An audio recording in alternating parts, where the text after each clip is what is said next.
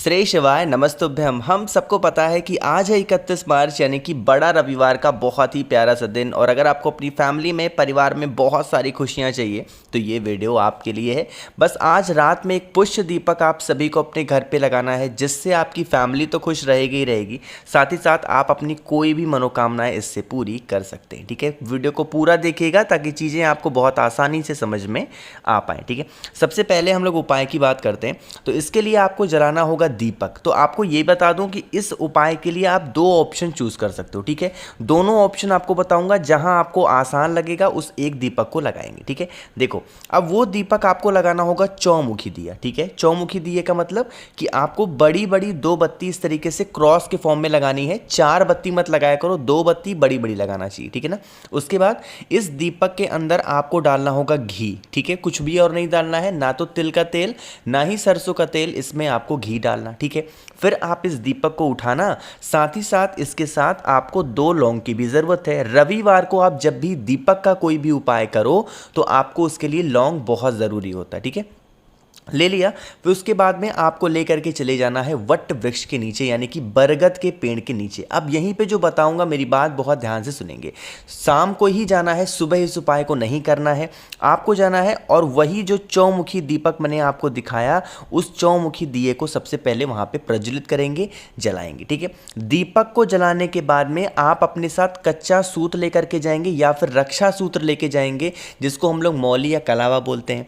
उसके बाद में आपको इसी वट वृक्ष बरगद के पेड़ की, जिसकी इंग्लिश में बनियान ट्री बोलते हैं, 7 बार परिक्रमा आपको करनी होगी। ठीक है, परिक्रमा करने के बाद में जो मैंने आपको 2 लौंग दिखाया था, इसी जलते हुए दीपक में अपने फैमिली, अपने परिवार का नाम और गोत्र बोल करके अगर आप समर्पित कर सकते हैं तो आपकी फैमिली कभी भी उदास नहीं हो सकती। हमेशा आपकी फैमिली, आपके परिवार की तरक्की होगी, घर में कभी लड़ाई झगड़े नहीं हो सकते और आपकी मनोकामना तो इससे पूरी होगी। ठीक है, करिएगा जरूर। बहुत ही स्पेशल सा और बहुत ही आसान सा उपाय है, जिसको रविवार के दिन वट वृक्ष के नीचे हम सबको जरूर करना चाहिए। ठीक है, पहले उपाय की बात आपको समझ में आ गई। चलो आगे बढ़ते हैं। अब इस वीडियो में हम लोग अपने दूसरे उपाय की तरफ, जो कि आपको करना है चने की दाल का। आपको पता है कि रविवार के दिन चने की दाल का बहुत बड़ा इस्तेमाल माना जाता है। अब इस उपाय के सबसे पहले समझ लेते हैं फायदे क्या है। देखो, आज के टाइम पे ना हर इंसान ये सोचता है कि हमारे पास भले ही 2 रुपए कम हो, भले ही हम कम कमाएं, बट हमारा जो फैमिली हो, हमारा परिवार हो, वो निरोगी रहे, उसे किसी भी प्रकार से कोई बीमारी नहीं। क्योंकि बीमारी अगर आपके घर में प्रवेश कर गई ना, तो कितने भी पैसे आपके पास हों सब वेस्ट होंगे, किसी काम के नहीं है। ठीक है, तो इसी बीमारी को दूर करने के लिए हमें लेना होगा चने की 7 दाल। ठीक है, 7 दाल मतलब चने की 7 दाने लेंगे। ठीक है, लेने के बाद में आपको एक काम और करना है, ना तो आपको जल लेना है ना ही कुछ करना है। मन है अपने घर पे करो, मन है मंदिर में, कहीं कहीं पे भी कर सकते हैं। और उन 7 चने की दाल को भोले शंकर के शिवलिंग के ऊपर से आपको 7 बार घुमाना होगा।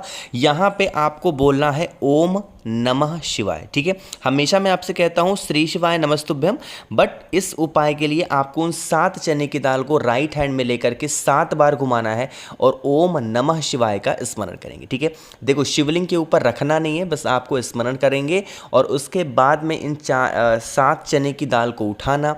जो इंसान आपके घर में बीमार पड़ा हुआ है, बहुत दिनों से मेडिसिन खाता है, दवा खाता है, बीमारी असर नहीं कर रही है, उसको आपको एक ही साथ एक ही बार में उसको खिला देना। यकीन मानिए, अगर आप खिला देते हैं तो आपके घर की बरसों पुरानी जो भी बीमारियां होंगी, जो भी तकलीफें होंगी, वो सारी की सारी दूर ज़रूर हो जाएंगी। ठीक है ना, बहुत इजी सा उपाय था।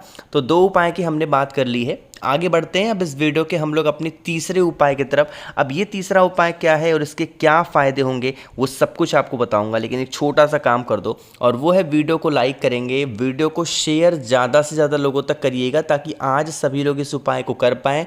और जितने भी लोग मेरी आवाज़ पहली बार सुन रहे हैं, अचानक से चैनल पर आ गए हैं, तो चैनल को सब्सक्राइब करेंगे। ठीक है ना, चलो तीसरे उपाय की बात करते हैं। स्क्रीन पे आपके सामने दिख रहा होगा तांबे का लोटा, है ना। इस उपाय के लिए हमें कोई और पात्र नहीं लेना, सिर्फ और सिर्फ तांबे का लोटा ही लेना, इसमें जल भरना। आप कहोगे भैया इस उपाय के बेनिफिट क्या है, फायदे क्या हैं। अगर कोई भी इंसान आपका पैसा लेके भग गया और वो वापस नहीं कर पा रहा, तो इस उपाय को ज़रूर करके देखिएगा। इससे आसान उपाय कर्ज को मुक्ति के लिए हो ही नहीं सकता, तो करिएगा ज़रूर, चाहे कर्ज मुक्ति के लिए या फिर धन संपदा के लिए भी आप कर सकते हैं। तो तांबे के लोटे में जल भरा। अब जल को भरने के बाद में आपके घर में किसी भी पवित्र नदी का जल हो, जैसे माँ गंगा का जल हो, माँ सरयू का जल हो, माँ शिप्रा हो, किसी भी पवित्र नदी का जल हो, 2 से 4 बूंद डाल देना। इसके बाद हमें एक चीज़ की ज़रूरत और पड़ने वाली है, और साथ ही साथ लेना होगा 7 सफ़ेद पुष्प। जो स्क्रीन पर मैं दिखा रहा हूँ, कोई ज़रूरी नहीं कि यही सफ़ेद फूल लो, नहीं, जो भी सफ़ेद पुष्प आपको घर पे आसानी से कहीं पे भी इजीली मिल जाता है तो वो सफ़ेद पुष्प लेंगे। ठीक है, लेने के बाद में पहुंच जाएंगे महादेव के शिवलिंग के पास में। फेस रखना होगा उत्तर दिशा, नॉर्थ डायरेक्शन, और उसके बाद में तरीका समझेंगे। इस उपाय को सुबह के टाइम नहीं कर सकते, आपको यह उपाय करना है प्रदोष काल के। अब इसी समय आपको बता दे रहा हूं, 10 सेकेंड लगेगा।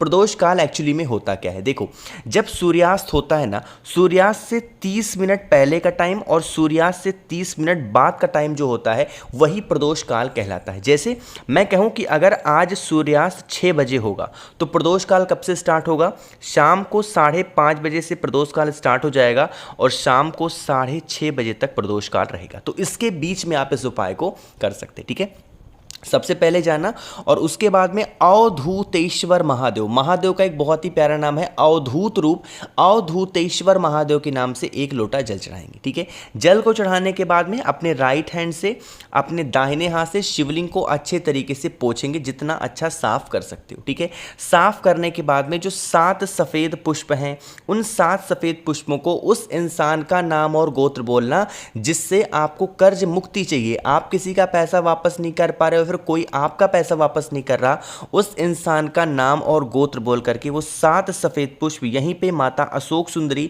या जलाधारी वाले स्थान पे आपको समर्पित कर देना है। यकीन मानिए, अगर अवधूतेश्वर महादेव के नाम से इस उपाय को पूरे प्रॉपर वे में अच्छे तरीके से, ढंग से, विश्वास के साथ आप कर लोगे तो आपके घर में कभी कोई संकट नहीं आ सकता, खासकर धन संपदा को लेके। ठीक है, समझे आप? तो 3 उपाय की बात समझ में आ गई है। आगे बढ़ते हैं। अब इस वीडियो के हम लोग अपने चौथे और सबसे छोटे और बहुत ही आसान से उपाय की, जिसको आप सभी लोगों को ज़रूर करना। ठीक है ना, देखो, अब बताते हैं इस उपाय के सबसे पहले बेनिफिट क्या होंगे।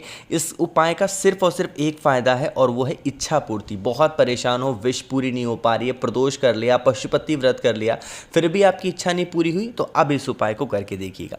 स्क्रीन पे आपके सामने दिख रहा होगा, ये है केसर। ठीक है, आप किसी भी पूजा पाठ के स्टोर पर जाओगे तो आपको 10 से 15 रुपये में एक छोटी सी डिब्बी मिलेगी, वो केसर का इस्तेमाल करोगे। देखो, अब इसमें ओरिजिनल की तलाश मत करना, क्योंकि ओरिजिनल बहुत ज़्यादा महंगा आता है, तो आपको हर जगह मिलेगा भी नहीं, और मिल भी जाएगा तो आप पहचान नहीं पाओगे। इसीलिए वो केसर लेंगे जो पूजा पाठ में इस्तेमाल होता है। केसर को लेने के बाद में चावल के 2 दाने लेंगे जो कहीं से टूटे ना हो, खंडित ना हो, और आपको फिर से लेना होगा एक छोटी सी कटोरी। ठीक है, और उस कटोरी में बस आपको 2 से 4 बूंद आपको पानी डालना है, जल डालना है, और उसके बाद में जो आपके पास में केसर है ना, उस केसर को भी आपको इसी के अंदर डाल देना है। जब डालोगे तो पानी का कलर कैसा हो जाएगा, हल्का सा केसरिया, हल्का सा मरून कलर में पानी का कलर होगा, और उसी पानी के अंदर जो 2 चावल के दाने हैं वो आपको डाल दें। ठीक है, फिर आप इस कटोरी को, इस कलश को, इस पात्र को उठाएंगे और आपको लेके चले जाना है महादेव के शिवलिंग के पास में, चाहे तो अपने घर पे या फिर मंदिर में, जहां पे भी टाइम मिलता है वहां पे करेंगे। फेस रखेंगे उत्तर दिशा, नॉर्थ डायरेक्शन। अब यहीं पे जो मैं बात बताऊंगा उस चीज़ को सुनिएगा। ठीक है, जैसे नॉर्मली हम लोग जब पूजा करते हैं महादेव की तो क्या बोलते हैं, ओम नमः शिवाय बोलते हैं, लेकिन इस उपाय को जब करोगे तो आपको बोलना होगा शिवाय नमः ओम, यानी कि इस मंत्र का उच्चारण आपको उल्टा करना है। ओम नमः शिवाय नहीं बोलना, शिवाय नमः ओम का स्मरण करते हुए जिस भी कटोरी में आपके केसर वाला जल है और 2 चावल के दाने हैं वो महादेव के शिवलिंग के ऊपर समर्पित कर देना। जिस इच्छा पूर्ति, जिस विशेष को लेकर के आप इस उपाय को कर रहे हो या फिर आप करना चाहते हो, वो इच्छा आपकी पूरी ज़रूर होगी। ठीक है, बात आई क्या समझ में? चाहे पुरुष कर रहे, स्त्री कर रहे हैं, कोई भी कर रहे इस उपाय को कर सकते हैं। और उसके बाद में केसर वाला जल चढ़ाने के बाद में एक तांबे के लोटे में शुद्ध जल श्री शिवाय नमस्तुभ्यम बोल करके समर्पित कर देना, और फिर चुपचाप आप अपने घर की तरफ जा सकते हैं। बहुत ही छोटा सा आसान सा उपाय था। तो अगर आप लोगों में से किसी को भी मुझसे फ़ोन पर बातें करनी हो, मैसेज बातें करनी हो, तो आप हमें इंस्टाग्राम या फेसबुक पर फॉलो कर सकते हैं, जिसके लिए आपको सर्च करना होगा द नेचुरल प्लैनेट 108। वहाँ पर हम लोग बहुत सारी बातें कर सकते हैं। जितने भाई बहन मेरी आवाज़ पहली बार सुन रहे हैं, चैनल को सब्सक्राइब करिएगा और वीडियो को लाइक सभी को करना है। श्री शिवाय नमस्तुभ्यम।